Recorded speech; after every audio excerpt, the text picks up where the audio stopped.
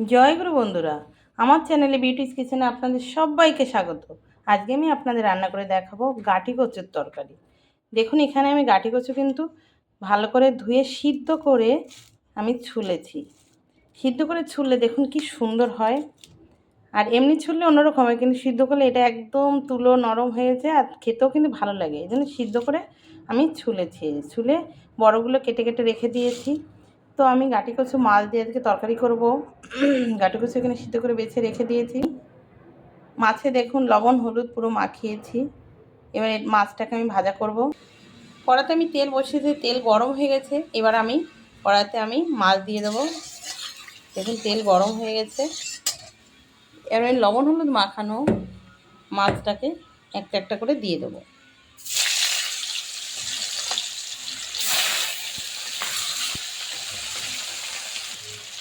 এভাবে আমি সব মাছ দিয়ে দেবো।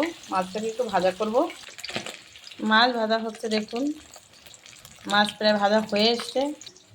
গাঁটি কচুর তরকারি কিন্তু আমি কাঁচা লঙ্কা দিয়ে করব। কাঁচা লঙ্কা ফেলে কাঁচা লঙ্কা দিয়েই করব, আর জিরে তেজপাতা ফোড়ন দেবো। তরকারিটা কিন্তু পরে ফোড়ন দেব, তবেই ভালো লাগবে খেতে। দেখুন বন্ধুরা, মাছ ভাজা হয়ে গেছে।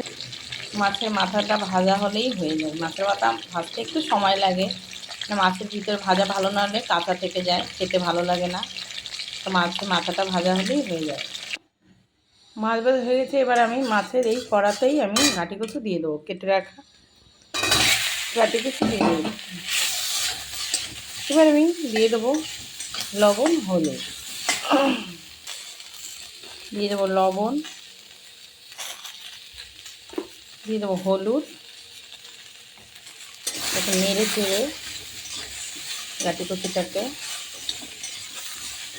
তারপরে আমি জল দিয়ে দেবো। আমি কিন্তু আলু দিইনি, শুধু স্রেফ গাঁটি কচু।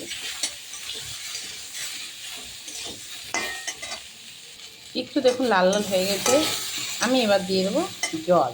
বেশি জল দেবো না, যদি গাঁটি কচু সিদ্ধ করা, তাই আমি অল্প জলই দেবো।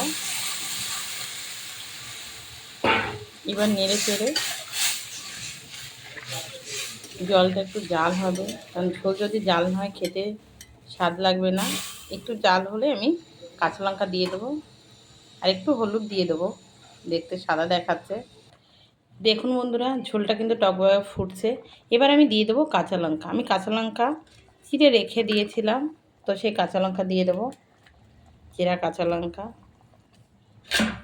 এতে কোনো শুকনো লঙ্কা পড়বে না। গাঁটি কচুর তরকারি কাঁচা লঙ্কা দিয়ে কিন্তু ভালো লাগে খেতে, আলাদা রকম একটা স্বাদ লাগে। তো এবার একটু ঝোলটা জাল হবে। দেখুন তরকারি প্রায় হয়ে এসছে। আমি এবার ভেজে রাখা মাছ সব দিয়ে দেবো। এবার নেড়ে চেড়ে আমি ফোড়ন দেব। দেখুন আমি ফোড়ন দিয়ে কী করে রান্না করি। এবার নামিয়ে নেব। আমাদের ঘরের কর্তা একটু মাছ কড়া করে ভাজা খায়, তাই আমাদের মাছগুলো একটু খুব কড়া করে ভাজা হয়। অনেকেই কড়া মাছ ভাজা খায় না। তরকারি নামিয়ে নিয়েছি। এবার আমি ফোড়ন দেব। কড়া দেখুন আমি বসিয়ে দিয়েছি। কড়া গরম হলেই তেল দেব, জিরে দেবো, তেজপাতা দেবো, দুটো শুকনো লঙ্কা ফোড়ন দেবো। দেখুন মধ্যে কড়াতে আমি তেল দিয়ে দিয়েছি। এবার আমি দিয়ে দেবো শুকনো লঙ্কা, তেজপাতা, দিয়ে দেবো জিরে। একটু লাল লাল হবে।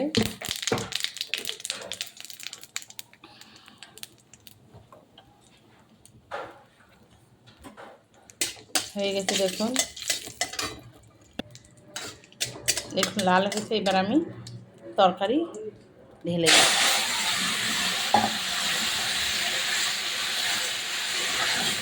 দেখুন দেখুন বন্ধুরা, তরকারি হয়ে গেছে। আমি তরকারি নামিয়ে নিয়েছি।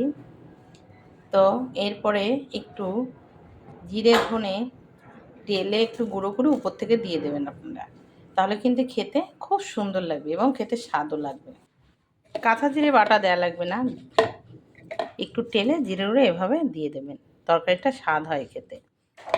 ঠিক আছে, আমার এই রেসিপিটা যদি ভালো লেগে থাকে তাহলে please please please like share comment করতে কিন্তু ভুল করবেন না, আর সাবস্ক্রাইবটা করে দেবেন। জয় গুরু।